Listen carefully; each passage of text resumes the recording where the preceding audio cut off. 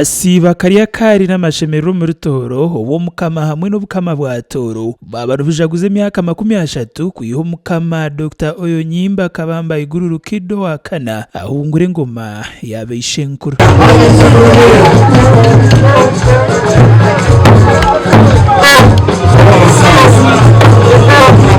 umukorogo gwahitamo abantu b'ikitinisa ku rugo mu government batari bamwe na bamwe bebe speaker w'ishengero ry'ihanga Right Honorable Anita Anet Among umubutumwa bwe kama oyo yashobora mwabizubu iby'abantu be barukoraba muri ebi yagamba ahanguto yagira ngo iri mu mberambe munonga ya footpoto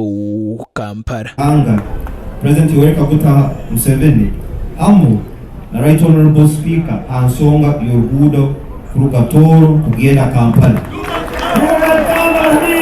ruhuno kandi rutabanize obusubuzi n'oburambuzi Toro hano nisaba ukorweho mu bwango muno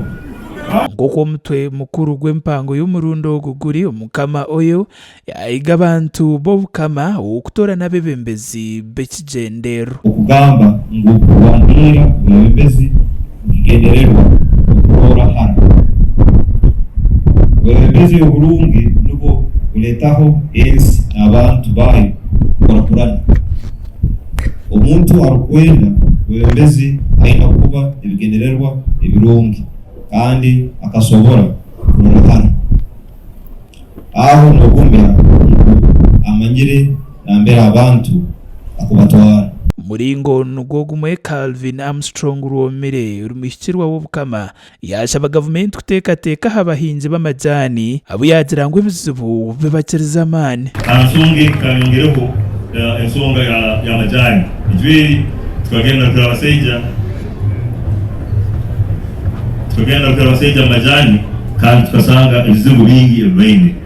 ninyenda amajani bafamazi betu amajani abembetu amajani Retro Speaker mbarolire ureke barakora kurorango fertilizer za gakansi kyoke kiyambire kirungi nimbaliziwe baliguru kura honorable Frank Orobo ibigambo bikuru mutwatira amajani abantu bakakora kubi outgrowers balikubi turabaseja kabiruri cyose yandikire Right Honorable Prime Minister naragira muzeka sayigire bizwe bya muzeka sayigire tujya kuba namuragira serre billion 312 Right Honorable Speaker, the President has directed in writing that the finance looks for 312 billion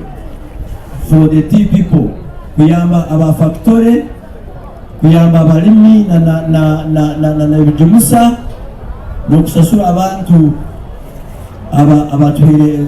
seedlings for chai kugaruka mu kushaba ko mukama hanguto ya footpoto kabare mukuru w'empanura z'ishengero ry'ihanga Right Honorable Anita Mong yashobora kwenguteji neza kutandika korwa umusandi ibiri kurgeri izuba asked me to come and represent him. He gave me his chopper to bring me, but I said no. I have had the road from Kampala to Toro is bad. I want to go and feel it myself. And indeed I felt it myself. And I want, immediately I reached here, I called the Minister of Works and I told him the rehabilitation works must start within the 2 weeks.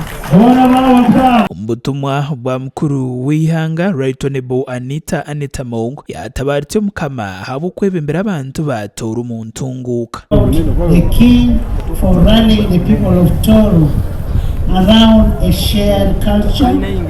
language, history and their legitimate interests, i.e.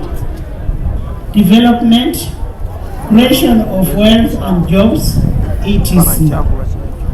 I also want to thank the people of Toro for rendering unwavering support to the king. Umutwe mukuru gw'empango y'umurundo gwabaguru ku Rwanda w'ebembezi w'ekigenderwa no kureba hare bakora agagasha kwa Justin ya Kaisiki abatayari West muri Toro abana bataya kanzika ije manyoro tuzabama